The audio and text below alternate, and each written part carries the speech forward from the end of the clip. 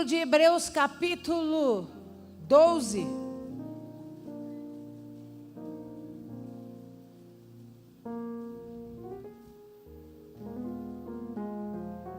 Quem está animado aí para ouvir a palavra do Senhor essa noite? Hebreus capítulo 12, eu quero o verso 1. Quem achou vai dando glória. Oh, glória a Deus. Assim diz a palavra do Senhor para nós essa noite. Portanto, também nós, visto que temos a rodear-nos tão grande nuvem de testemunhas, desembaraçando-nos de todo o peso e do pecado que tenazmente nos assedia, corramos com perseverança a carreira que nos está proposta, olhando firmemente para o autor e consumador da nossa fé, Jesus, o qual, em troca da alegria que lhe estava proposta, suportou a cruz, não fazendo caso da ignomínia, e está sentado à destra do trono de Deus. Considerai, pois, atentamente aquele que suportou tamanha oposição dos pecadores contra si mesmo, para que não vos fatigueis, desmaiando em vossa alma. Feche os seus olhos, abaixe a sua cabeça. Poderoso Deus, em nome de Jesus, nós estamos reunidos para adorar o Teu nome, para Te engrandecer, mas também essa noite para ouvir falar de Ti. Por isso eu me coloco atrás da cruz de Cristo, a sombra do Onipotente, e eu peço, Senhor, toma esse altar que é Teu de honra e direito, ministra sobre nós, para a glória do Teu nome, no nome poderoso de Jesus. Amém, amém, amém. Você pode aplaudir ao Senhor? A Ele a honra, a glória e o louvor para sempre, aleluia. A carta aos Hebreus era um grande desafio, porque os hebreus eram o povo escolhido de Deus, o povo chamado de Deus, o povo pelo qual Deus fez questão de retirar da escravidão do Egito e levá-los ao caminho do encontro da terra prometida, para estabelecer sobre eles a boa, perfeita e agradável vontade do Senhor. Então, é diferente quando você trata o linguajar, as palavras, com alguém que você sabe que está debaixo do cuidado e da proteção de Deus. Você entendeu o que eu estou dizendo? Quando você conversa com uma pessoa e você não tem muita intimidade com ela, você não conhece ela no profundo, você vai usar de palavras, você vai tentar explicar, mas quando você olha nos olhos de alguém que você sabe que Deus tem promessa, quando você olha nos olhos de alguém que você sabe que Deus escreveu história, não dá para sair entregando qualquer tipo de conversa, não dá para falar de qualquer jeito. Por quê? Porque existe um histórico registrado de cuidado de Deus, de manifestação de Deus, de zelo de Deus, de amor de Deus. Como é que alguém poderia chegar para o povo hebreu e dizer para ele: olha, eu acho que Deus te abandonou, eu acho que Deus já não olha mais com carinho para você? Como falar esse tipo de linguagem para alguém que viveu o tempo todo manifestação de cuidado e amor de Deus sobre eles? Todo o tempo da travessia do Egito, da saída do Egito, todo o tempo do deserto, os 40 anos de deserto, Deus manifestando e sinalizando o seu amor sobre a vida daquele povo. Você está me alcançando? Então, foi completamente diferente escrever a carta aos Hebreus do que escrever qualquer outra carta. Por quê? Porque a mensagem precisava ser clara, ser direta, mas com o entendimento que se estava tratando de pessoas que tinham um chamado de Deus, pelo qual Deus instituiu chamados poderosos, fez dos hebreus a nação de Israel e estabeleceu sobre ela promessas poderosas sobre a terra. Então, quando começa a escrever a carta aos Hebreus, ele precisava trazer discernimento, precisava trazer conhecimento, precisava trazer o alerta necessário para que a igreja crescesse com maturidade e sabedoria. Mas ele não estava falando com qualquer um. Ele não estava falando com qualquer grupo de pessoas. Eles eram os escolhidos de Deus. Vira para esse irmão que está ao seu lado e diga para ele: sou eu, no caso. Sou eu o escolhido de Deus. E aí, a gente vai conhecer o capítulo mais importante do livro de Hebreus, capítulo 11. Todo mundo já ouviu falar do capítulo 11. O capítulo 11 é um capítulo onde ele faz questão, o escritor do livro da Carta aos Hebreus, faz questão de narrar os heróis da fé. Que heróis são esses? Homens e mulheres hebreus. Homens e mulheres que foram gerados dentro dessa nacionalidade, dentro dessa geração poderosa, escolhida por Deus.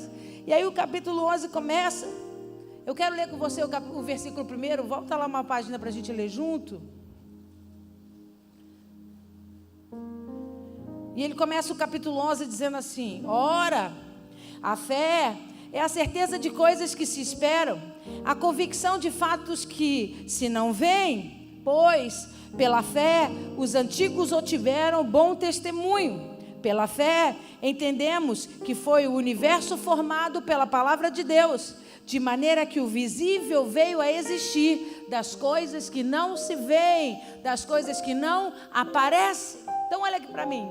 Ele começa o capítulo 11 de Hebreus falando de fé, falando de algo que os hebreus experimentaram muito ao longo da trajetória da história da sua vida. Experiências que não se viam, mas se creram. Como que alguém chega na sua casa e diz: tranca as portas, se prepara, porque hoje é o dia que nós vamos sair do Egito. Eu estou te prometendo, esse caminho é um caminho que vai nos levar à terra que Deus separou para nós. Eles confiaram na palavra, não viram movimentos, confiaram naquilo que Deus estava dizendo. Assim foram com tantos homens e mulheres da Bíblia Sagrada. Confiaram na expectativa de Deus, não viram para crer, creram sem ver. Você está aí? Então, ele começa escrevendo e falando de fé, da primeira grande ação que foi notório sobre a vida daquele povo, experiências poderosas e gloriosas de poder. E aí ele continua no versículo 2 assim: nos antigos obtiveram bom testemunho. Como que eles obtiveram bom testemunho? Pela fé, pelo exercício da fé, crendo no que não se vê, esperando aquilo que vem através do poder da palavra de Deus. E no versículo 3 ele diz: pela fé entendemos que o universo foi feito pela palavra de Deus, de maneira que o visível veio a existir das coisas que não aparecem, que o visível veio a existir das coisas que não se veem. Então ele diz: pelo poder da palavra Deus criou todas as coisas, e nós sabemos que aquilo que já existia pelo poder da palavra simplesmente passou a se manifestar por conta da obediência, do poder da palavra de Deus sobre a terra. E aí ele começa a deslanchar no capítulo 11 toda uma lista enorme de homens que experimentaram esse dom poderoso, que desfrutaram da experiência de viver pela fé, de viver consoante algumas áreas específicas das suas vidas, debaixo apenas da palavra de Deus, debaixo apenas da liberação da promessa de Deus. E aí ele começa a narrar, ele fala do Abraão, ele fala do Jacó, ele fala do José, ele fala de Gideão, ele vai passando, aí a partir do versículo 4, todos os grandes heróis da fé, e deixa registrado que em todos esses momentos eles experimentaram coisas poderosas, porque creram naquilo que Deus havia liberado sobre a vida deles. Deixa eu começar profetizando sobre a sua vida. Levanta a sua mão na autoridade do nome de Jesus. Deus, eu quero profetizar sobre a vida dos teus filhos, que chegou o tempo de nós pararmos de confiarmos naquilo que vemos e passarmos a vivermos debaixo da verdadeira fé, fundamentada naquilo que não se vê, mas que se espera pelo poder da palavra de Deus. Aleluia! Aí volta comigo lá no capítulo 12. O texto que eu escolhi para ministrar essa noite começa assim: portanto, também nós, diga comigo, portanto, também nós. Então vamos entender uma coisa. Para entender o que vai ser lido a partir desse verso, a gente precisa entender português. Por quê, pastora? Porque a palavra portanto é uma conjunção explicativa.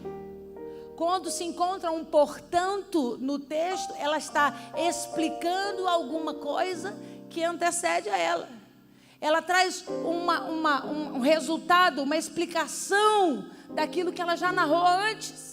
Então eu não posso começar o capítulo 12 no versículo 1 sem ler os 2 últimos versículos do capítulo 11. Senão você não vai conseguir entender por que você tem que agir da forma que Deus começa a narrar a partir desses próximos versículos. Você entendeu? Diga amém. Então lê comigo aí o versículo 39.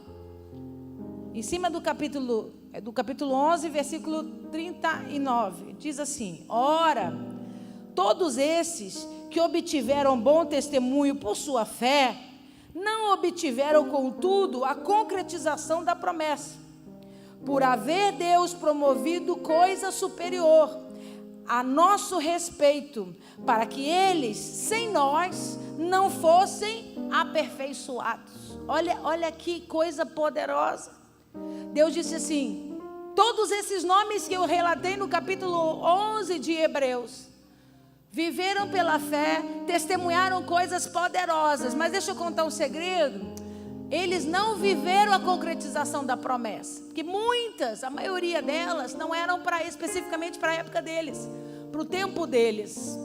Deus estava falando de algo que aconteceria mais para frente, em outras gerações.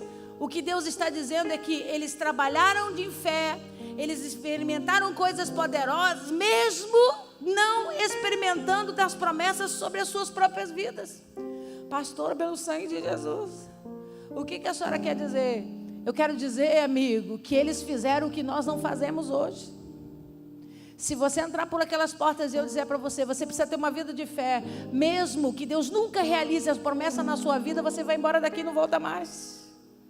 Por quê, pastora? Porque você pode até buscar em fé, mas vem buscar por você. Você pode até vir buscar em fé, mas vem buscar pelas suas causas, pela sua casa, pela sua família, pelo seu trabalho, pela sua vida sentimental. Estou falando alguma mentira? Se eu disser para você, Deus vai manifestar coisas poderosas através da tua fé, porém, você não vai ver nada realizado em você. O que você vai responder para mim? Não. Você não vai responder isso não, varão. Você ia dizer, queima ela.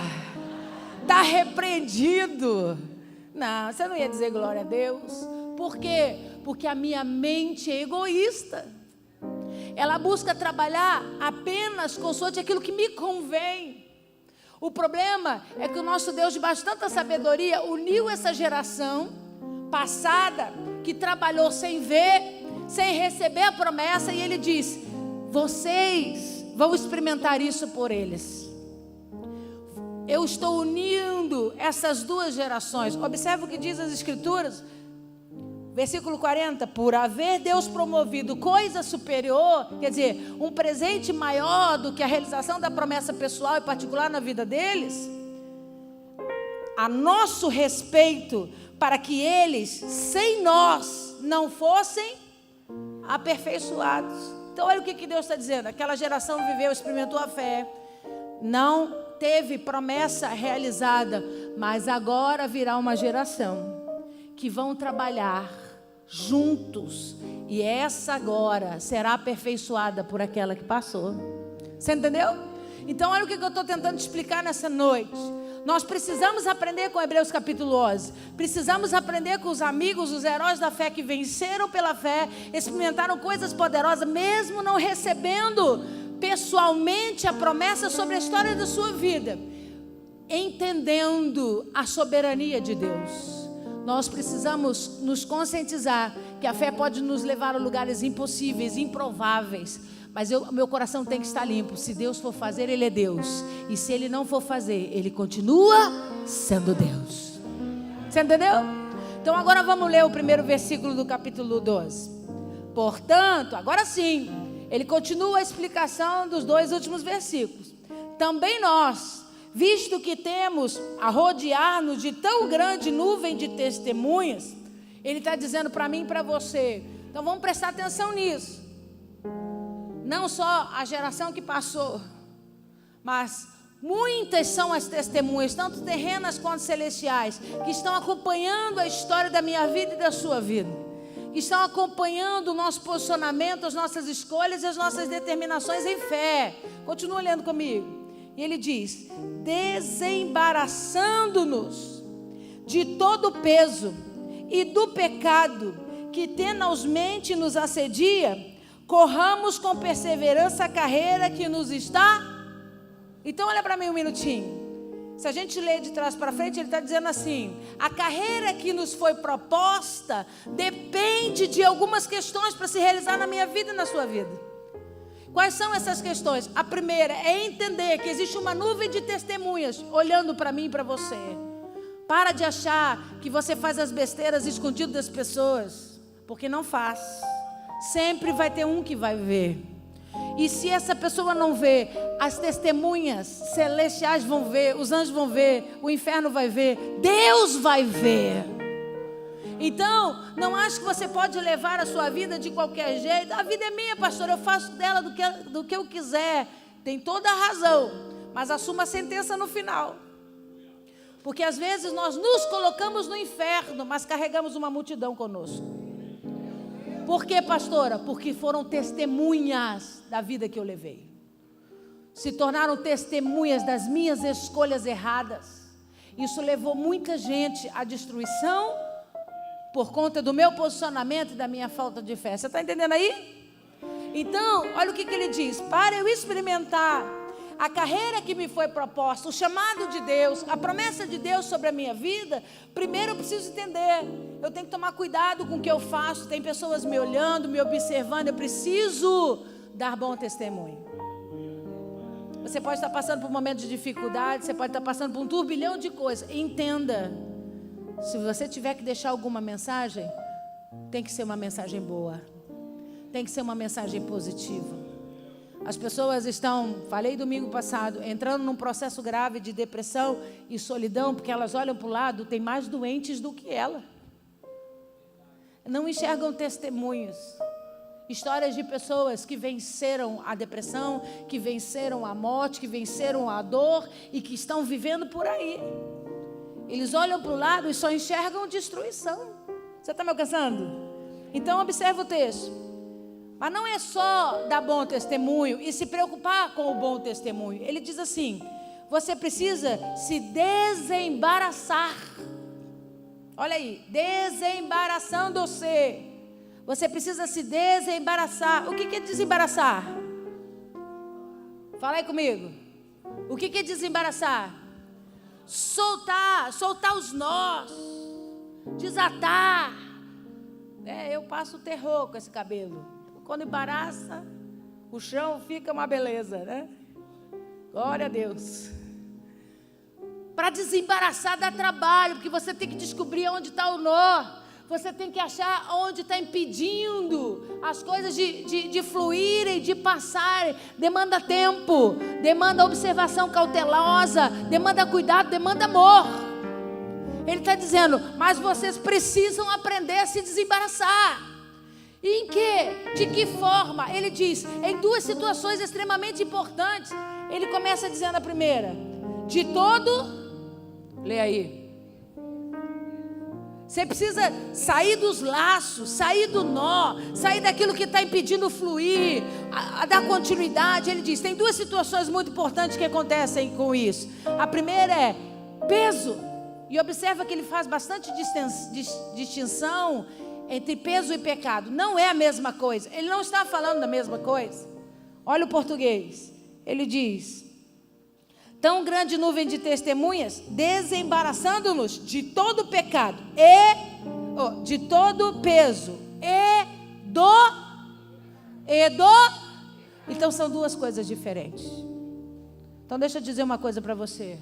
O que pode estar embaraçando a história da sua vida pode ser que não seja o pecado, pode ser que seja o peso. O que é isso, pastor? Você está cansado. Você está cansado de viver a mesma rotina, de fazer as mesmas coisas, cuidar das crianças, trabalhar, ter que assumir responsabilidade de casa, ter que tomar decisões. Isso trouxe peso. E não tem nada a ver com pecado. É peso. Você está sobrecarregado, aquilo está te angustiando, está tirando a tua paz, está roubando a tua alegria, é peso. E observa que não tem nada com o mundo espiritual, não tem profundidade espiritual nisso, porque ele não está falando de pecado. Na primeira parte ele está falando de peso, mas mesmo assim ele disse: você precisa se desembaraçar disso, você precisa se livrar disso, porque o peso é físico, é desse ambiente, não tem nada a ver com o mundo espiritual, mas você precisa ter a mesma preocupação com ele do que você precisa ter com o pecado. Que ele diz: desembaraçando-se do peso e também do... Então ele compara os dois, ele bota os dois na mesma linha. Ele diz: o mesmo trabalho que vai dar para você se livrar daquilo que está impedindo você de crescer emocionalmente, aquilo que está impedindo você de romper fisicamente, profissionalmente, financeiramente, é o mesmo cuidado que você precisa ter, se desembaraçando daquilo que está roubando a sua vida espiritual, aquilo que está roubando a sua vida ministerial, a experiência com Deus, a experiência com o poder de Deus. Você está me alcançando? Então ele diz assim: eu quero. Lembra que eu falei que a conversa era diferente? No início, lembra que eu falei que o discurso não podia ser igual com as outras cartas, com as outras igrejas? Por quê? Porque ele estava falando com o povo escolhido. Ele estava falando com gente que já nasceu sabendo que tem promessa de Deus sobre a vida deles. Mas isso não o isenta de passar por pesos. Quantos têm promessa de Deus aqui? Amigo, tenho promessas poderosas de Deus na minha vida, mas as promessas não me isentam de passar por pesos, por sobrecargas, por momentos de angústia, por momentos de vontade de tirar férias. Sabe aquelas férias de 5 meses? Então, peso da responsabilidade, peso do compromisso, peso da tomada de decisão. Nós somos responsáveis por tudo que fazemos. E esse peso, esse embaraço, muitas vezes está roubando a minha energia de focar na promessa, de focar naquilo que realmente Deus disse para mim que faria, de focar verdadeiramente naquilo que Deus disse que eu cumpriria. Eu estou embolada no meu eu estou embolada nos meus achismos, eu estou embolada naquilo que eu estou sentindo, naquilo que está vindo sobre mim, e não consigo respirar a palavra da promessa de Deus sobre a minha vida. E ele diz: para viver o plano de Deus, você precisa aprender a se desembaraçar. Você precisa aprender a se livrar dessas coisas. Vira para esse irmão que está ao seu lado e diga para ele: está puxado para você? Diga para ele: dá um jeito, amigo. Começa a se desembaraçar. Diga o que você não pode. Diga para ele, olhando nos olhos dele: o que você não pode é perder o foco da promessa de Deus sobre a tua vida. Será que eu posso ouvir um glória a Deus? Por quê, pastora? Porque é isso que acontece. Olha você orando para Deus: Senhor, eu estou direitinho, eu estou certinho, Jesus, eu não estou fazendo nada de errado, mas meu Deus do céu, nada na minha vida acontece, eu estou toda enrolada. Por que isso acontece? O escritor da carta de Hebreus está dizendo: não importa o porquê, embaraçou, desembaraça. Não importa porquê, onde chegou o embaraço, desembaraço. A prioridade da sua vida tem que ser: eu vou viver aquilo que Deus tem para a minha vida. Nada pode me bloquear e me impedir de experimentar a boa, perfeita e agradável vontade de Deus sobre a minha vida. Eu nasci para viver a promessa. Eu fui gerada para experimentar o melhor de Deus para a minha vida. Nenhum embaraço vai roubar a promessa de Deus sobre mim. E aí, no segundo lado ele fala: e também do pecado, porque a gente também se embola no pecado, a gente também se embaraça no pecado. E ele diz: você não entrou? Sai. Com a mesma perna que você entrou, você faz assim, ó, e sai. Porque pecado é escolha, é decisão.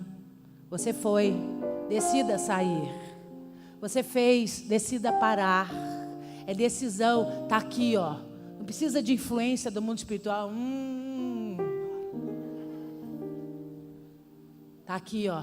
Eu não quero mais, porque eu já entendi que isso me leva para longe de Deus, que isso me embaraça de uma forma que eu fico bloqueada, distante do caminho da promessa. Do mesmo jeito que eu fui, eu vou voltar, porque eu quero viver aquilo que Deus tem para mim. Você entendeu?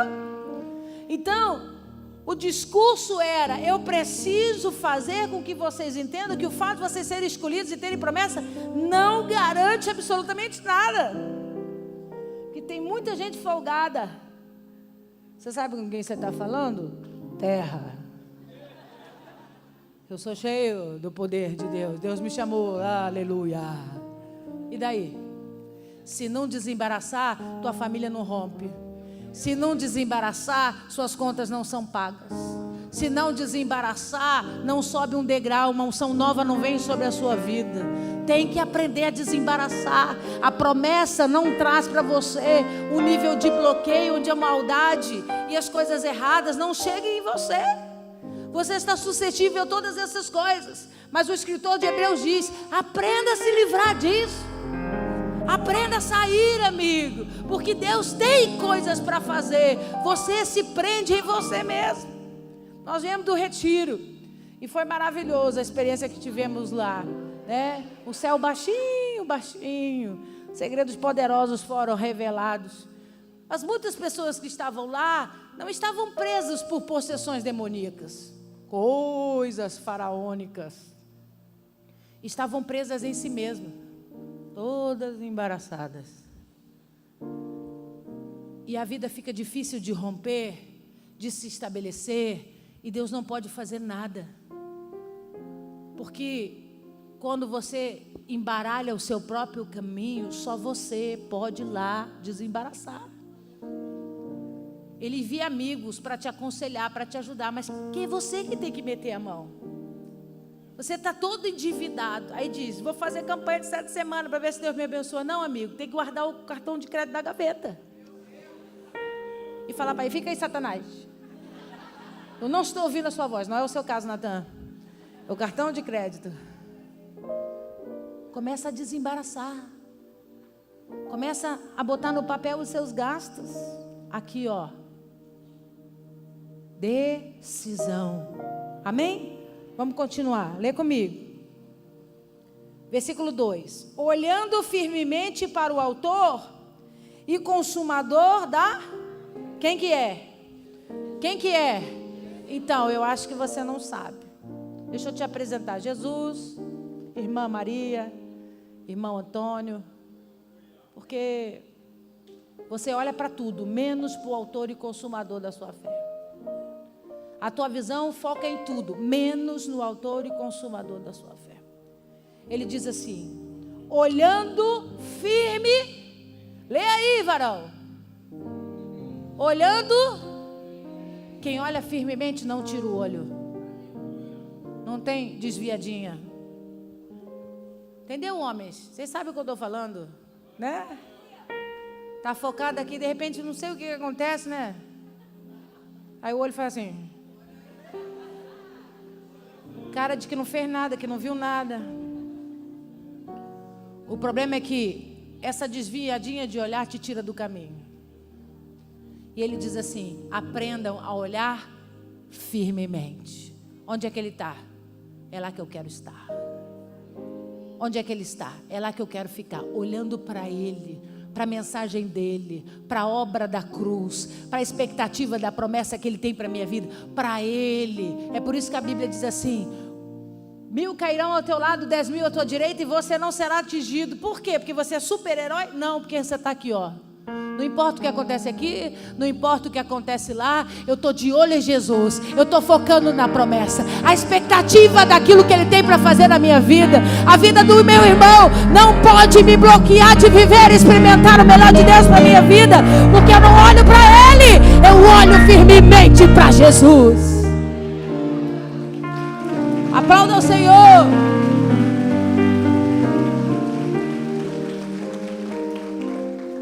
E ele diz: olhando firmemente para o autor e consumador da nossa fé, Jesus, o qual em troca da alegria que lhe estava proposta, suportou a cruz, não fazendo caso da ignomínia, que significa grande desonra, vergonha, humilhação, é o significado dessa palavra.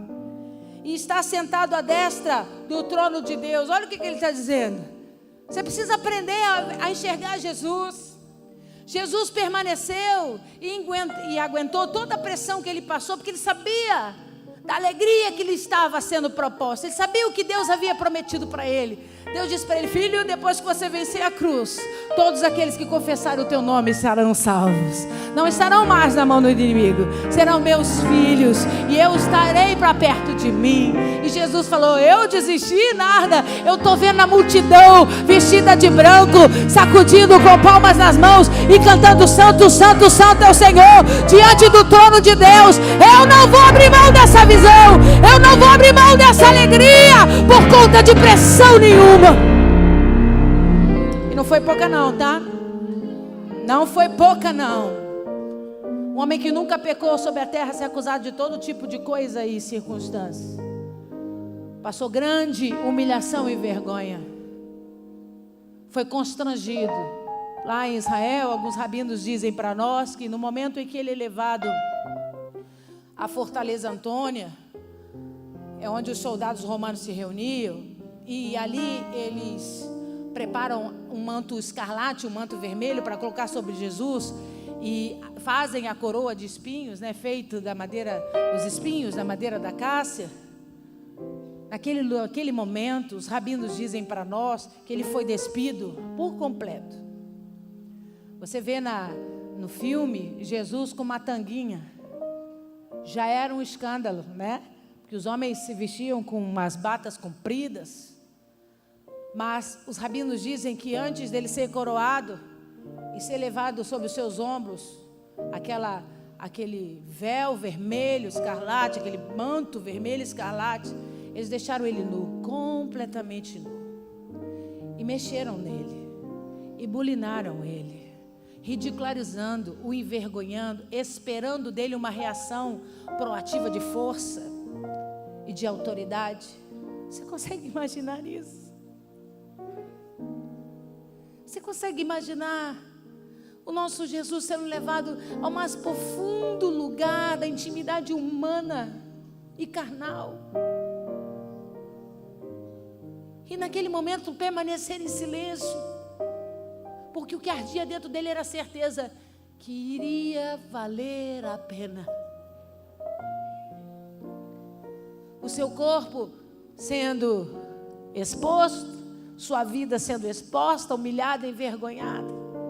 Desculpa, irmão, mas você tem perdido a oportunidade de viver coisas maravilhosas em Deus, porque qualquer coisinha que acontece perto de você ou com você te tira do foco e da promessa. Você não consegue entender que essas coisas vêm mesmo para roubar o nosso foco, vêm mesmo para tirar o nosso foco a respeito das coisas. E você precisa estar pronto para reagir. Qualquer ventinho tem roubado de você a expectativa do que Deus já falou com você. E Jesus foi levado a profunda vergonha e humilhação e não desistiu. Pastor, ele era Deus. Não, ali era um homem que precisava morrer na cruz para trazer vida para mim e para você. Ali não era Deus, porque como Deus, ninguém nem chegava perto dele. Ele se permitiu ser homem, vir em carne, passar pelos flagelos, pela dificuldade, foi envergonhado, foi humilhado, cuspiram nele, zoaram da cara dele. E ele podia dizer para Deus: e eu tenho que morrer por causa desse povo? E às vezes você tem falado mal do teu líder, cara, do teu líder de célula, que está pagando preço para te ajudar, e está fazendo isso por amor. Mas por causa de bobagemzinha, você perde o foco, sai do caminho da promessa. O escritor de Hebreus estava dizendo: não, vamos tomar para nós o maior exemplo de todos. Vamos entender por que Jesus fez isso, porque isso é que nos dá força para dar continuidade ao grande propósito que Deus tem sobre a nossa vida. Não, olha firmemente para Ele, amigo. Se o sonho foi entregue ao teu coração, se Deus ministrou ao teu coração a obra que Ele vai fazer, olha para Ele, olha só para Ele. Porque qualquer coisa que aconteça à sua direita ou à sua esquerda, aconteceu, mas não pode roubar você da promessa, do propósito que Ele tem. E Ele diz, olha o que a Bíblia diz. Por conta dessa alegria que estava sendo proposta, Ele suportou a cruz, não fazendo caso da grande desonra, da vergonha, da humilhação, e está sentado hoje à destra do trono de Deus. Por quê? Porque Ele venceu. Ele hoje desfruta da promessa, porque Ele venceu. Ele hoje desfruta de tudo aquilo que o Pai disse que faria, porque Ele não desistiu. Entenda, você pode ser chamado, Deus pode ter promessa para a sua vida, mas quem vai determinar o fim, a realização dela na sua vida é você, é o seu posicionamento, é a sua escolha, é a sua decisão. Você é que vai te levar ao encontro da promessa do Pai. Olha aí o que ele diz, versículo 3.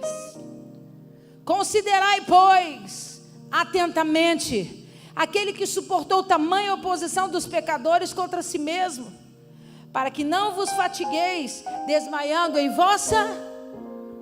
olha o que ele está dizendo. Sabe qual que é o problema? Você arruma exemplos aqui, ó, horizontalmente. Nossa, o fulano é um cara forte, fulano é um cara determinado, fulano é um exemplo para mim. Nossa, fulana, mulher de oração, cheia do Espírito Santo.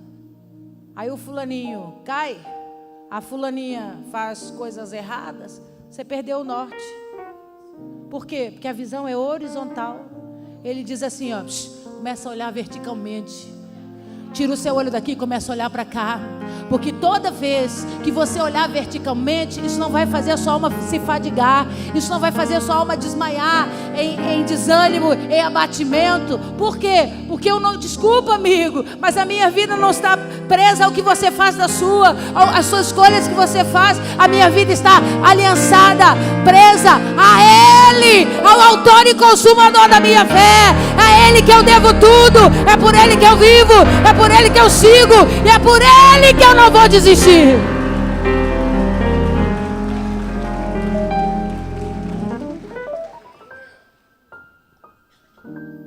Está fadigando?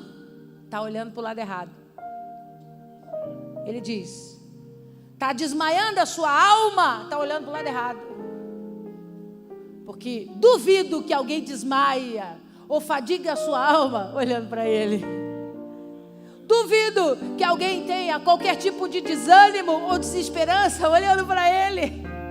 Por quê, pastora? Porque nele está todo o poder e autoridade. Nele está o governo sobre todas as coisas. No nome dele está centralizado todo o governo, todo o poder. Ninguém faz nada fora da autoridade dele. Ninguém se entristece ou desmaia a sua alma por conta dele. Tudo isso acontece porque a nossa visão está na horizontal. Nós não estamos focando naquilo que devemos focar. Pastor, o que a senhora quer essa noite? Eu venho aqui essa noite para dizer para você que eu tenho certeza que o sonho do coração de Deus é realizar mais rápido possível a promessa que Ele entregou para você. Mas você pode escolher recebê-la em 40 dias ou passar 40 anos.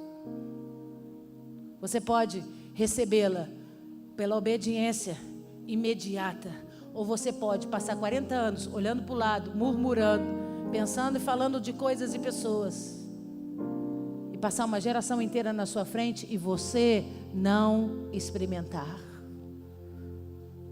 porque não depende de Deus. Você é responsável por isso. Não depende de Deus. Por quê, pastor? Porque Ele já deu. A Bíblia diz assim: nele está contido o sim. O sim que Ele já liberou sobre a minha vida e sobre a tua vida. O sim de autoridade, de compromisso, de poder, já foi deliberado. Por que eu não vivo? Por que você não vive? Porque nós estamos tudo, embaraçado.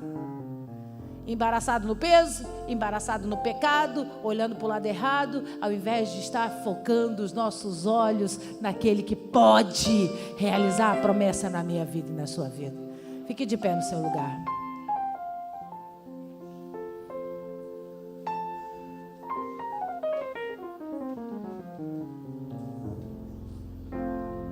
O pessoal do louvor vai subir.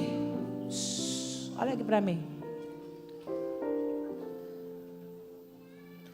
Pastora, mas a minha vida parece um ninho de magamagaço. Sabe quando é que a gente embola o cordão e não consegue desembalar de jeito nenhum, que dá um desespero? Você vai jogar essa boneca fora. Você tenta fazer isso com a sua vida. Está tudo tão embolado, está tudo tão difícil que eu vou jogar ela fora. Aí você não tenta sentar. Você não tenta, com cuidado e com carinho, começar a desembolar. Sabe por quê? Posso falar? Você quer ouvir? Posso falar? Porque dá trabalho. Era muito mais rápido raspar a cabeça e botar a peruca do que perder tempo desembaraçando. Perder tempo tirando os nós, religando. Você não tem tempo para perder com isso, mas perde tempo se afastando cada vez mais da promessa do Senhor com as suas escolhas. O que você quer? Eu quero nessa noite que você deixe o Espírito Santo gritar em você, dizendo para você: deixa eu te ajudar. Deixa eu te ajudar a desembaraçar esse ninho aí que está em cima de você, seja por peso ou por pecado. Deixa eu te ajudar a parar de perder o foco, a parar, perder a concentração e deixar de olhar para Cristo. Deixa eu te ajudar. Deixa eu te inspirar a fazer aquilo que vai realmente te levar direto para o coração da promessa que Ele tem para a sua vida. Deus pode resolver isso hoje, se você quiser. Mas você precisa decidir essa noite. Enquanto eles vão adorar o Senhor, decida essa noite restaurar os caminhos da sua vida. Decida essa noite: pastor, eu quero restaurar, porque eu preciso viver o que Deus tem para a minha vida. Se você deseja, amigo, viver a promessa de Deus para você, se você entende que a promessa que Deus tem para você é boa, perfeita e agradável, é tudo o que você precisa e o que vai te fazer feliz, não abre mão dela não. Vem para o altar do Senhor essa noite e vamos orar juntos ao Senhor, para que o Espírito de Deus te ajude a desembaraçar esses caminhos. Sai do seu lugar e vem ao altar do Senhor, em nome de Jesus. Minha fé não está firmada nas coisas que podes fazer. Eu aprendi. Chega bem pra frente. A orar pelo que és. Ele veio sim o amém. Somente dele, mais ninguém. A Deus seja o louvor. Se Deus fizer, Ele é Deus. Se não fizer, Ele é Deus. Se a porta abrir, Ele é Deus. Mas se fechar, continua sendo Deus. Se a doença vier, Ele é Deus. Se curado eu for, Ele é Deus. Se tudo der certo, Ele é Deus. Mas se não der, continua sendo Deus. Minha fé não está firmada nas coisas que podes fazer. Eu aprendi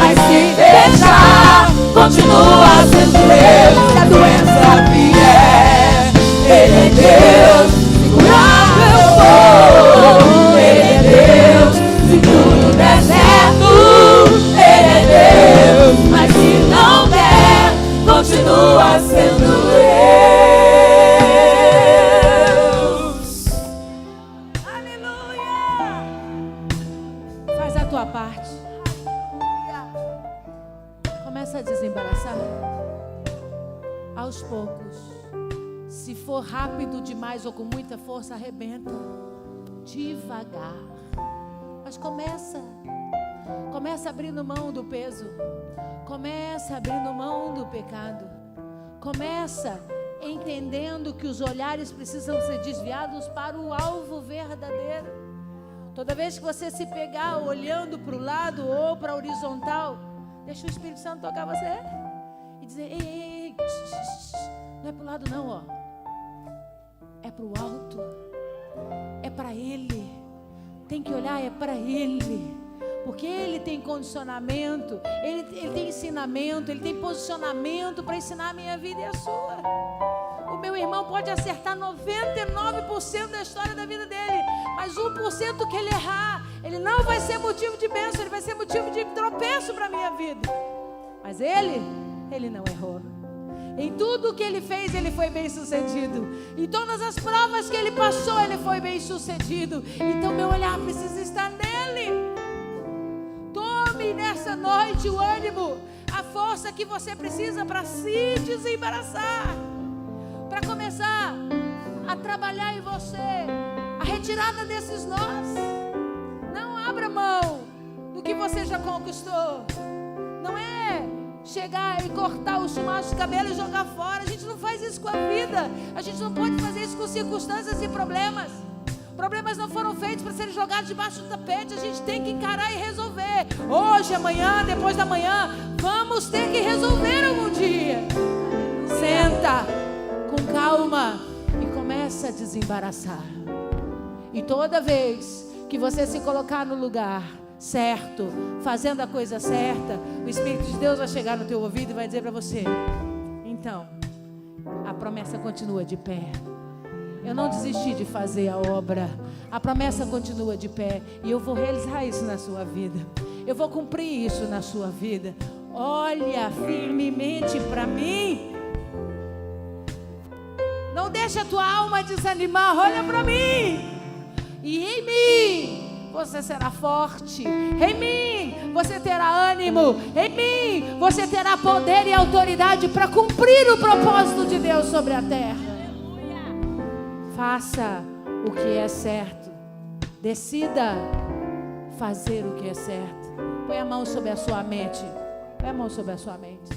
E diga assim: Senhor Jesus, abençoa os meus pensamentos, para que eu possa tomar a decisão todos os dias de me desembaraçar, para estar pronto para viver as tuas promessas. Eu quero, Senhor, experimentar tudo o que o Senhor tem para mim. Me ajuda em nome de Jesus. Se é o que você quer, aplauda o Senhor. Aleluia! Glória a Deus! Estenda a sua mão que eu vou ministrar a bênção apostólica. Mas antes de ir embora, você vai abraçar uns 2 ou 3 aí, olhar no olho dele e dizer assim: se você desistir da promessa, eu vou te pegar, porque Deus tem grandes coisas para fazer na sua vida. Amém? Estenda a sua mão assim. Obrigado, Deus, por essa noite. Obrigado pela oportunidade de estarmos na tua presença. Continue nos abençoando, nos leve em segurança para as nossas casas, debaixo da tua poderosa mão. Que o amor de Deus Pai, a graça salvadora do nosso amado Jesus Cristo de Nazaré, as doces consolações do Espírito Santo, seja comigo, com você, com a tua casa, com todo Israel de Deus, até a volta do nosso Senhor, em nome de Jesus. Amém, amém, amém. Deus te abençoe, querido, em nome de Jesus.